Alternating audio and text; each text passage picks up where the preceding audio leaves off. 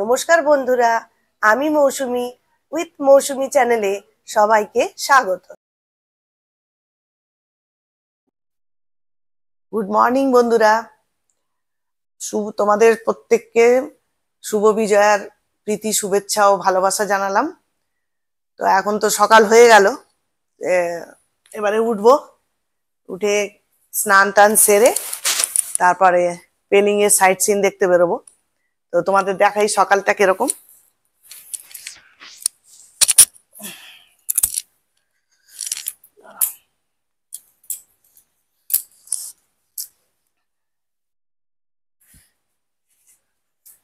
পেলিং এ তো এমনি তো ঠান্ডা,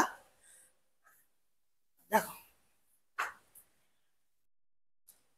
একটু কুয়াশা মতো হালকা কুয়াশা আছে, কিন্তু আকাশ মোটামুটি একটু পরিষ্কার। আর ওইদিকে দেখো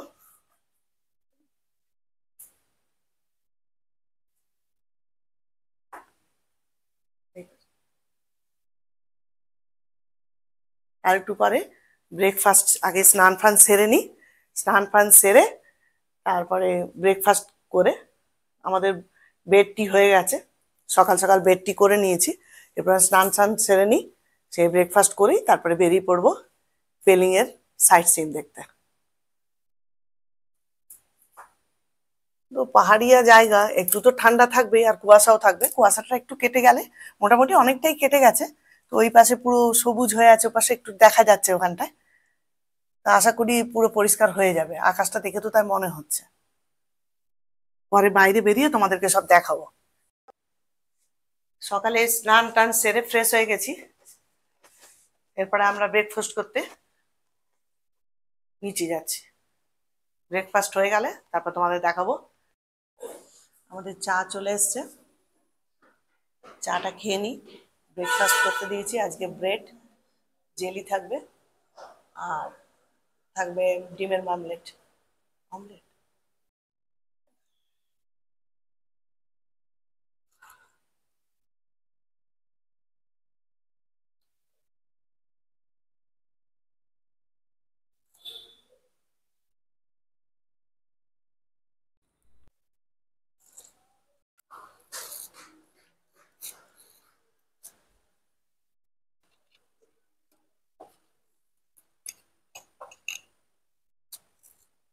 পাউরুটিতে জ্যাম লাগিয়ে দিচ্ছি।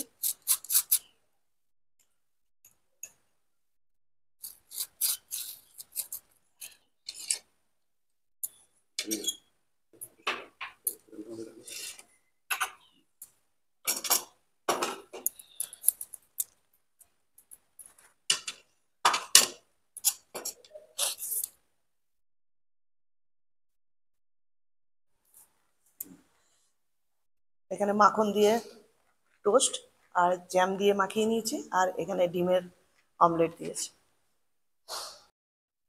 এখানে একটা ড্রয়িং রুমের ব্যবস্থা করেছে, খুব সুন্দর। দেখো এখানে এখানে আমি একটা ফটো তুলে নিই।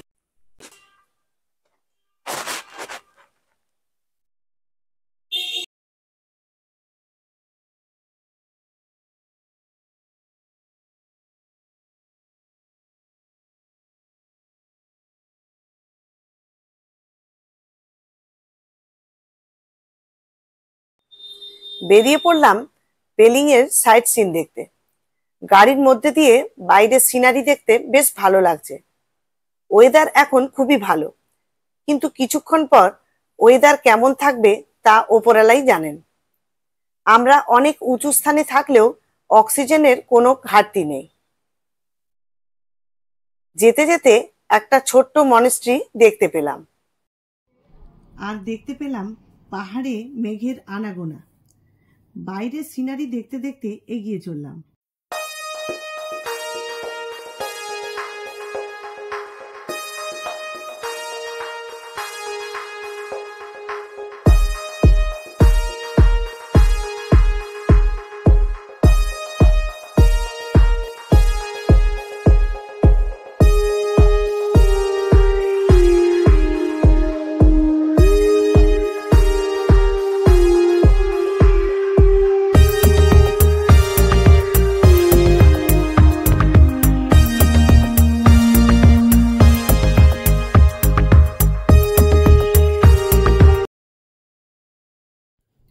রিম্বি ওয়াটারফলসের পাশ দিয়ে যাচ্ছি। ফেরার পথে এর দর্শন করব। এখন এখানে অনেক মানুষ। আমরা চলে এসেছি রিম্বি নদীর পাশে একটি কমলা লেবুর বাগানে। আমরা এখন অরেঞ্জ গার্ডেনে এসেছি। ভেতরটা দেখাবো, চলো। ভেতরে ঢুকেছি, গার্ডেনের ভেতর, চলো দেখাবো তোমাদের। দেখো কি সুন্দর সুন্দর অর্কিড ফুলগুলো। এই ফুলগুলো দেখো।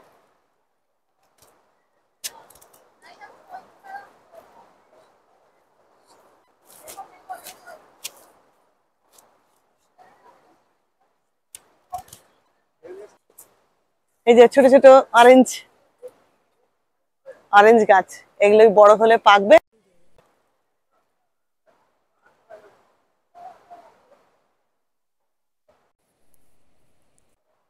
এই যে অরেঞ্জ ট্রি, দেখে দেখে দেখে দেখে এগুলোকে দেখে মনে হচ্ছে পাতিলেবু, কিন্তু এটাই আবার বড় হয়ে গেলে একদম অরেঞ্জ, পাকা অরেঞ্জ হয়ে যাবে। কিন্তু ছোট্ট ছোট্ট এখন আছে গাছে। এখানে কি অরেঞ্জ এটা?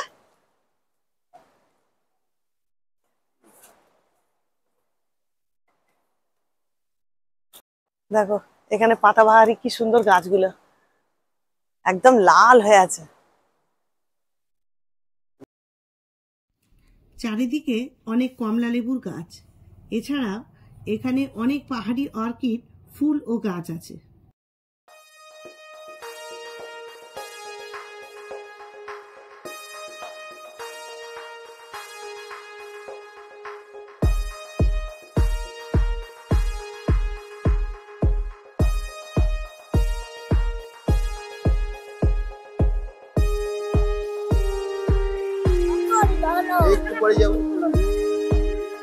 গোলাপ ফুল,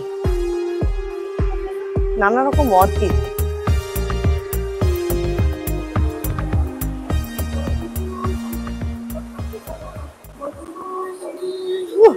লেবু, কত সুন্দর লেবু ভর্তি।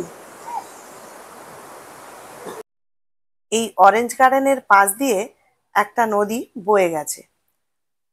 আমরা গার্ডেন ঘুরে নদীর দিকে এগিয়ে গেলাম।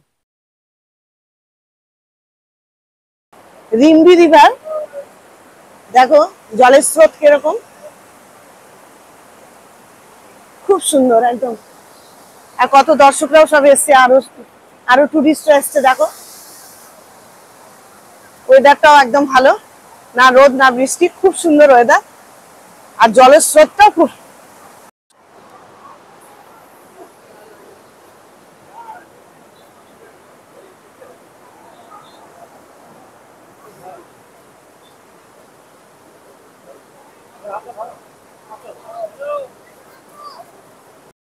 অরেঞ্জ গার্ডেন দেখা হয়ে গেছে, এবার অন্য গন্তব্যের দিকে রওনা দেব।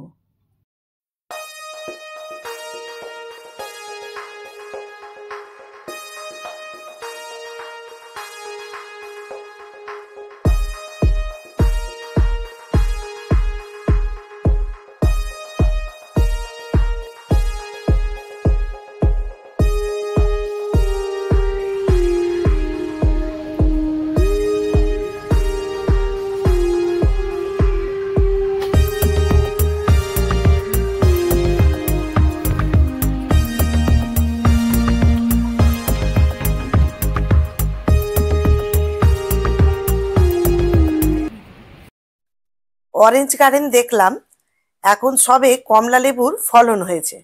জানুয়ারিতে এলে হয়তো আশা রাখি ফলন পেকে যাবে, তখন পাকা কমলা লেবুর ছড়াছড়ি। যাক, খুবই ভালো লাগলো। এবার যাচ্ছি কাঞ্চনজঙ্ঘা ওয়াটারফলস দেখতে। এবার আমরা চলে এসেছি কাঞ্চনজঙ্ঘা ওয়াটারফলসে। গাড়ি থামতেই কি সুন্দর লাগছিল এই ওয়াটারফলসটি। আমি তো ভেবেছিলাম এটাই বুঝি কাঞ্চনজঙ্ঘা ওয়াটারফলস।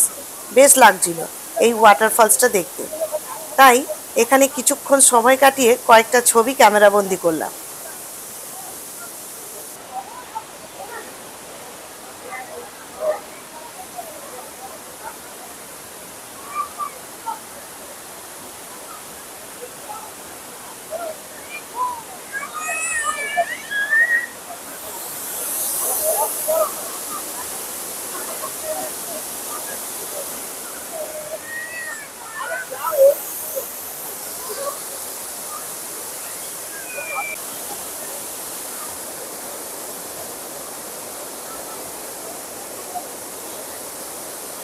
পরে জানতে পারলাম 20 টাকা টিকিট কেটে সিঁড়ি দিয়ে উপরে উঠে দেখতে পাওয়া যাবে কাঞ্চনজঙ্ঘা ওয়াটারফলস। তাই আর দেরি না করে সিঁড়ি দিয়ে উপরে উঠে পড়লাম।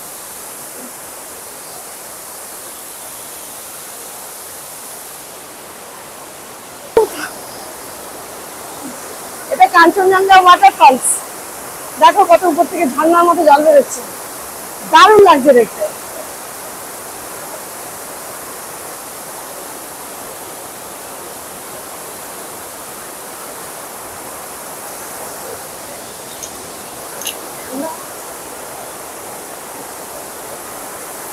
ঝর্ণার মতো জল পড়ছে, কি সুন্দর উপর থেকে, কত সুন্দর লাগছে দেখো। না আসলে পুরো মিস করতাম। ভীষণ সুন্দর, ভীষণ। একদম ওপর থেকে জলটা পড়ছে একদম, আর কি আওয়াজ, কিচ্ছু শোনা যাচ্ছে না।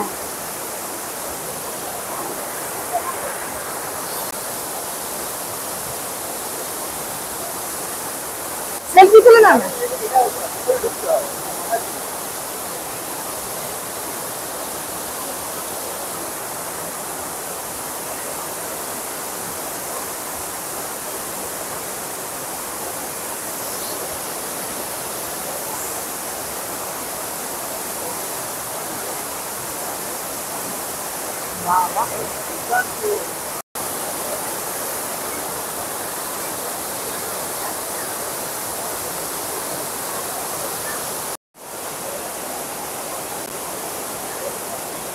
কি মনোরম দৃশ্য, ভীষণ সুন্দর।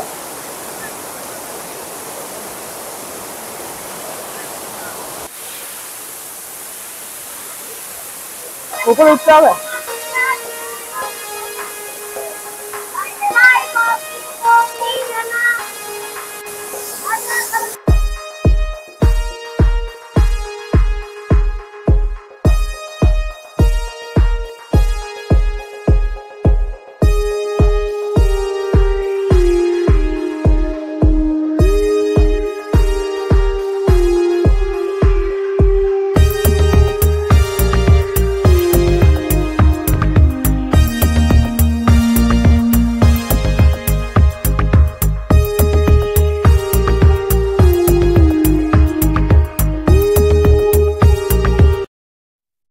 কাঞ্চনজঙ্ঘা ওয়াটারফলস দেখলাম, বেশ ভালোই লাগলো। এবার আমরা যাব খেচিপেড়ি লেকে। এটা বৌদ্ধ ধর্মের একটা ধর্মীয় স্থান। এখানে অনেক কিছু দেখার আছে, কিন্তু এদিকে ঝিরঝির করে বৃষ্টি শুরু হয়ে গেছে। খেচিপেড়ি লেকের ভেতর প্রবেশ করেছি।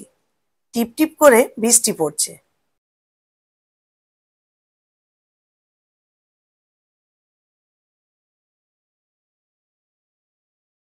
সামনে ছোট্ট একটি লেক আছে। সেই লেকের মধ্যে অনেক মাছ দেখতে পেলাম। এই লেকের মধ্যে বড় বড় মাগুর মাছ। মাগুর মাছটা দেখো, এই যে বড় বড় মাছগুলো, এই যে এখানটা এখানটা বিশাল বড় বড় মাগুর মাছ। একটু ঘোলাটে হয়ে আছে জলটা, আর বৃষ্টিটা পড়ছে, কিন্তু যতদূর দেখানো যাচ্ছে ততদূর চেষ্টা করছি দেখানোর। যাই এবার ভেতরে। ফেরার পথে আবার দেখাবো এই লেকটি।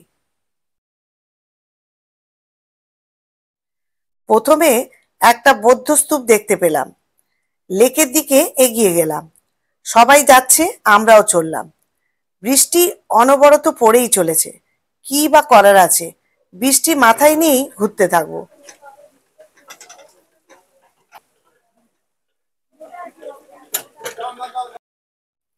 এই হলো গুরু পদ্মসমভাবের মূর্তি। তার সামনে দাঁড়িয়ে কিছু ছবি তুলে নিলাম। বেশ ভালোই লাগছে।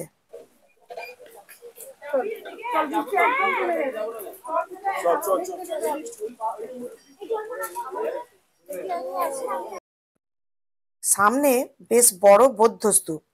ঝিরঝির করে বৃষ্টি পড়ছে, কিন্তু খুবই ভালো লাগছে এই স্থানে এসে।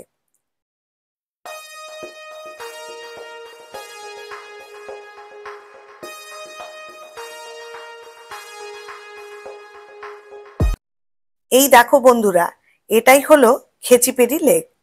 এই লেক হিন্দু ও বৌদ্ধ ধর্মের খুবই পবিত্র লেক। এই লেকটি পাহাড়ের ওপর থেকে দেখলে বুদ্ধদেবের চরণ মনে হয়। কিন্তু বন্ধু, এতই বৃষ্টি পড়ছে যে পাহাড়ে ওঠার একদম ইচ্ছে নেই। এই পাহাড়ে উঠতে 30 মিনিট সময় লেগে যায় আর নামতে 15 থেকে 20 মিনিট সময় লেগে যায়। এই খেচিপেরি লেককে ইচ্ছাপূরণ লেক বলা হয়। এই খেচিপেরি লেকের একটা বৈশিষ্ট্য আছে। এই লেকের সামনে এত গাছপালা দেখতে পাচ্ছি, কিন্তু এই গাছপালার একটি পাতাও এই লেকের জলে পড়ে থাকতে পারে না।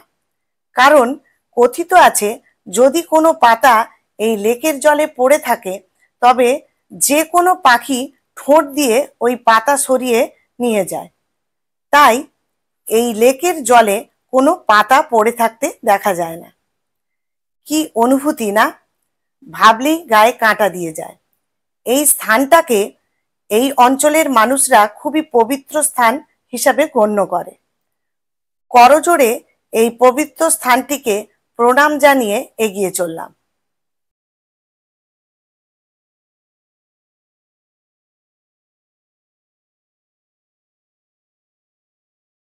এখানে বহু কালারিং, সাদা, লাল, নীল বহু রঙের পতাকা লাগানো আছে। এখানকার মানুষদের থেকে জানতে পারলাম যে এই কালারিং পতাকাগুলো পবিত্রতার জন্য বা কোনো শুভ কাজ হলে এই পতাকাগুলো লাগানো হয়, আর সাদা পতাকাগুলো লাগানো হয়েছে শোকের জন্য। এই পতাকাগুলো এখানকার সাধারণ মানুষরাই লাগিয়েছে।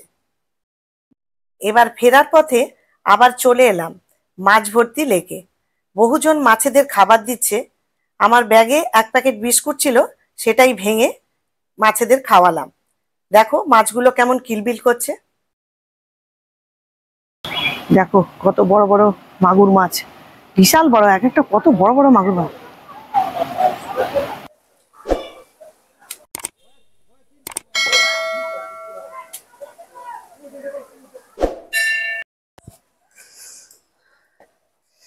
এবার চলে এলাম এই খেচিপিড়ি লেকের সামনে একটা মনেস্ট্রিতে। খুব সুন্দর, চারিদিকে ভিউজ দেখো কি সুন্দর লাগছে। এখানে ভালোভাবে ঘুরে তারপরে যাব পরের গন্তব্যে।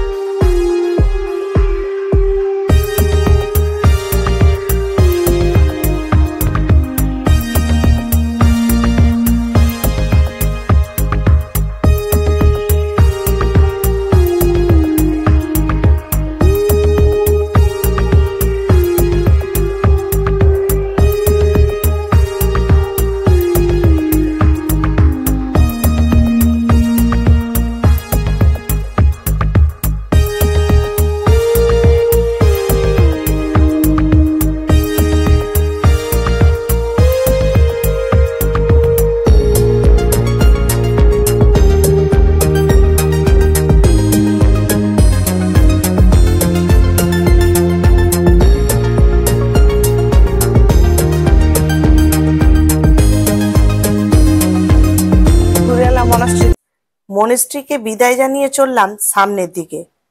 এখানে চলার পথে বহু ছোট বড় ওয়াটারফলস দেখতে পেলাম। এটাই হলো এই পাহাড়ের সৌন্দর্য। এখন খুবই ভালো লাগছে, কিন্তু আগামীকাল সেই চেনা কাজকর্মে লিপ্ত হতে হবে। ভাবলেই মনটা ভারাক্রান্ত হয়ে আসছে। এবার রাস্তার সামনেই দেখে নেব রিম্বি ওয়াটারফলস। এবার চলে এলাম রিম্বি ওয়াটারফলসের সামনে। খুব সুন্দর লাগছে এই ওয়াটারফলস। সকালবেলায় বেরোবার সময় বহু মানুষ ছিল এখানে, এখন সেই পরিমাণে মানুষজন নেই। এটা রিম্বি ফল, একদম উপর থেকে ঝর্ণা বেরিয়ে আসছে।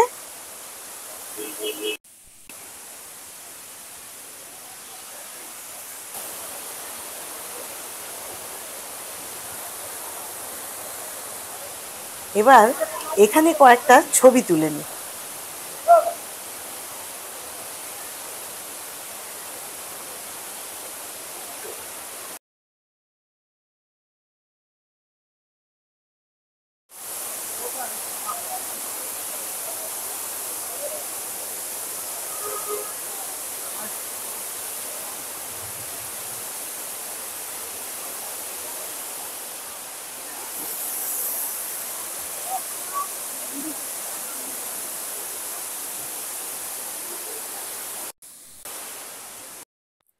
ওয়াটারফলস দেখে বেরিয়ে পড়লাম শেষ গন্তব্যের দিকে। আজ আর বেশি কিছু দেখব না, কারণ ঝিরঝির করে বৃষ্টি পড়া শুরু হয়ে গেছে। কাল সকালে হোটেল ছেড়ে বাড়ির দিকে রওনা দেব। তার ফাঁকে কয়েকটা সাইট সিন দেখে নেব। এখন যাচ্ছি রাবডেন্টাস রুইস ও বার্ড পার্কে। এটা সিকিমের সেকেন্ড ক্যাপিটাল। এখানে রাজধানীর ধ্বংসাবশেষ পড়ে আছে, আর এই পার্কে পাখি আর কিছু পুরনো দিনের দ্রব্য সামগ্রী সাজানো আছে, সেটাও দেখে নেব।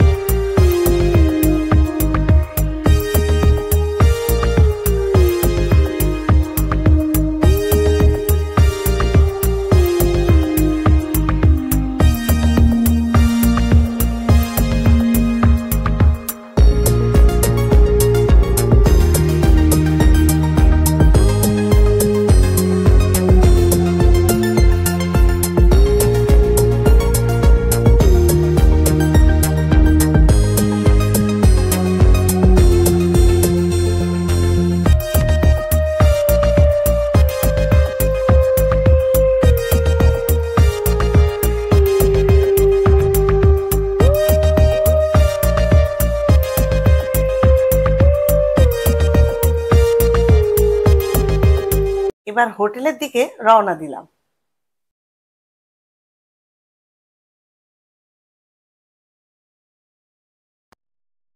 আমার হোটেলের ছাদ থেকে কাঞ্চনজঙ্ঘা পাহাড় পুরো দেখা যাচ্ছে। দেখো কাঞ্চনজঙ্ঘা পাহাড়টা,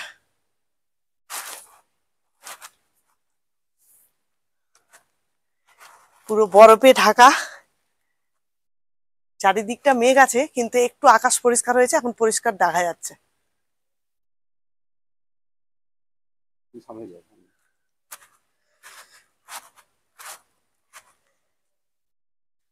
ওই যে ওখানে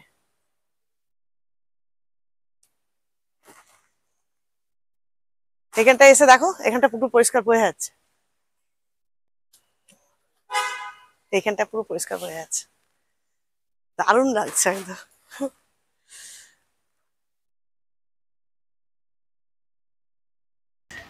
পেলিং এ আসার একমাত্র উদ্দেশ্য ছিল এই কাঞ্চনজঙ্ঘা পাহাড় দেখা, কিন্তু আমি দেখে নিলাম, আর মন ভরে গেল। একদম কাছ থেকে দেখতে পাচ্ছি পুরো বরফ,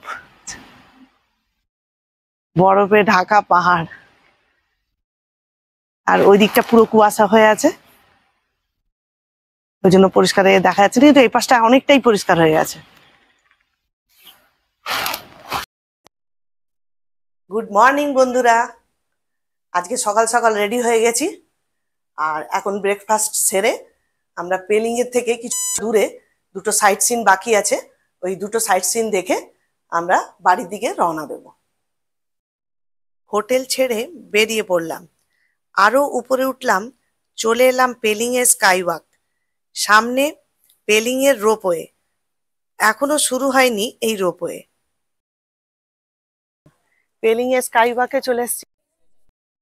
এই স্কাইওয়াক ভারতের প্রথম গ্লাস সেতু, লোহা দিয়ে অনেক উঁচুতে একটা ব্রিজের মতো তৈরি করা হয়েছে, যার নিচেরটা একটা মোটা গ্লাস দিয়ে তৈরি করা হয়েছে। যখন আমরা হাঁটছি তখন নিচের সম্পূর্ণ অংশটা দেখা যাচ্ছিল। প্রথমে দুপা এগোতেই একটু ভয় হচ্ছিল, কিন্তু কিছুক্ষণ হাঁটতেই সেই ভয়টাও যেন কেটে গেল। খুব সুন্দর লাগছিল এই স্কাইওয়াকে। বহুজন স্কাইওয়াকটা উপভোগ করছিল আর ছবি তুলছিল, আমিও এরই ফাঁকে কয়েকটা ছবি তুলে নিলাম।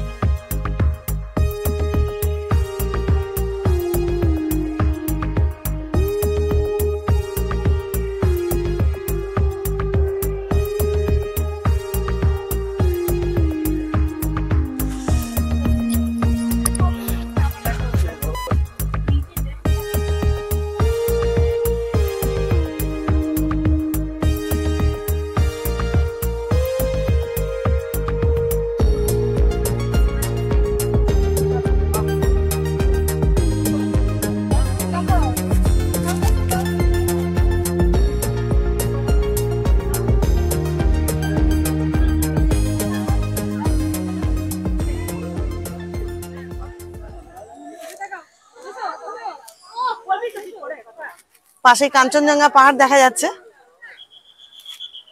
এই যে সামনে। এখন একটু কুয়াশার মধ্যে একটু আছে, ওটা অনেকটা উপরে তো, দেখলে দেখা যেতে পারে।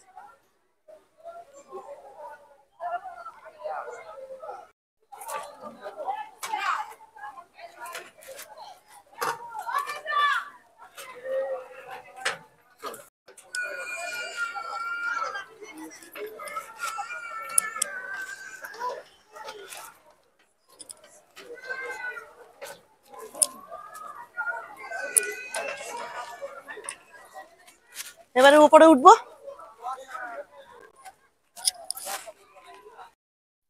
170 ধাপ সিঁড়ি ক্রস করে উপরে উঠতেই প্রচন্ড শ্বাস নিতে কষ্ট হচ্ছিল, আর ও উপরে ওঠেনি, নিচেই ছিল।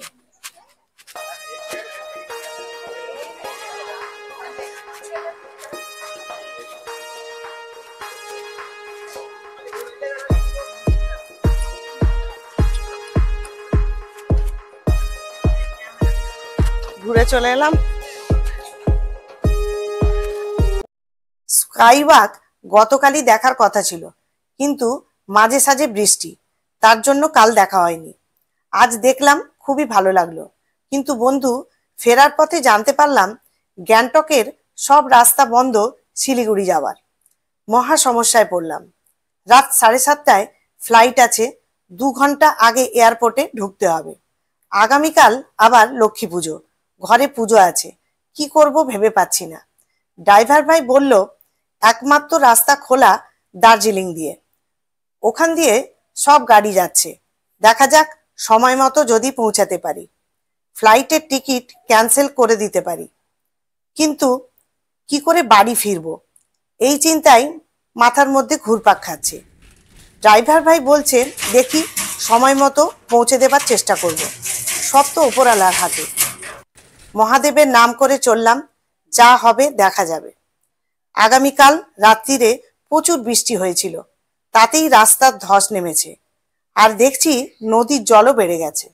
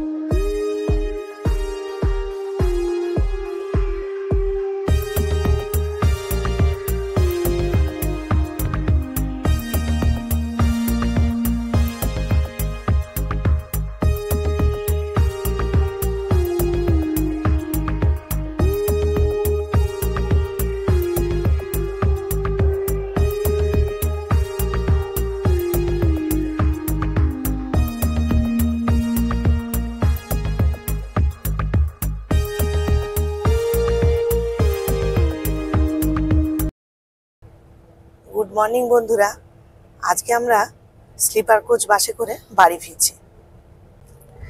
ব্রেকফাস্ট সেরে যখন আমরা স্কাই ওয়াক দেখতে পেলিংয়ে গেছিলাম, তো ওখান থেকে যখন ফিরছি তখন আমাদের ড্রাইভার স্যার বলল যে গ্যাংটকে সব রাস্তা বন্ধ। তো আমরা জিজ্ঞাসা করলাম যে কি রাস্তা বন্ধ কেন? বলছে না ধস নেমেছে। আর পেলিংয়ে আগের দিন রাত্রিরে প্রচণ্ড বৃষ্টি হয়েছে, তো বৃষ্টি হওয়াতে আমরা সকালবেলায় দেখলাম একটু ঝিরঝির করে বৃষ্টি পড়ছে, তা সত্ত্বেও আমরা দেখেছি স্কাই ওয়াকটা ভালোভাবেই দেখে টেকে যখন বেরিয়ে নামছি তখনই এই ঘটনা। বলছে অনেক জায়গায় এরকম ধস নেমেছে। তখন বললো যে কিভাবে আমরা যাব। ড্রাইভার সাহেব বললো দার্জিলিং হয়ে যেতে হবে। তো আমরা বললাম যে কতক্ষণ তাহলে টাইম লাগবে?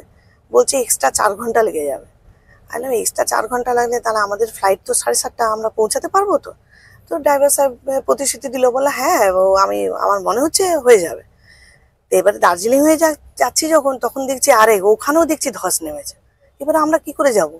এবারে গাড়ি জ্যাম, মানে অতক্ষণ পর্যন্ত আমরা মানে এত টাইম ওয়েস্ট হয়ে যাচ্ছে। তা আমরা ভাবলাম যে আর মনে হয় পৌঁছাতে পারবো না। তবুও ড্রাইভার সাহেব কিছু বলছে না, বলছে না না আমি ঠিক আপনাদের টাইমে পৌঁছে দেবো। কিন্তু আমাদের সেটা আর হলো না, আমাদের ফ্লাইট মিস হয়ে গেল। কি বলবো বন্ধুরা, প্রাকৃতিক বিপর্যয় তো বলে আসে না। তো ড্রাইভার সাহেবও প্রচুর চেষ্টা করেছে, বলবো না, খুবই ভালো ছিল, অনেক চেষ্টা করেছে, অনেক গাড়ি পাশ কাটিয়ে কাটিয়ে আমাদেরকে আগিয়ে নিয়ে গেছে, তবু আর লাস্ট পর্যন্ত পেরে ওঠেনি। যাকে যা হওয়ার হয়েছে। কিন্তু আমরা স্লিপার কোচে খুব ভালোভাবেই জার্নিটা করেছি, ঘুমটাও খুব ভালো হয়েছে। তো সকালে ব্রেকফাস্ট করেছি, করেই বসলাম, তোমাদের সঙ্গে যা হয়েছে সেটুকু যেটুকু পারলাম সেটুকু শেয়ার করলাম।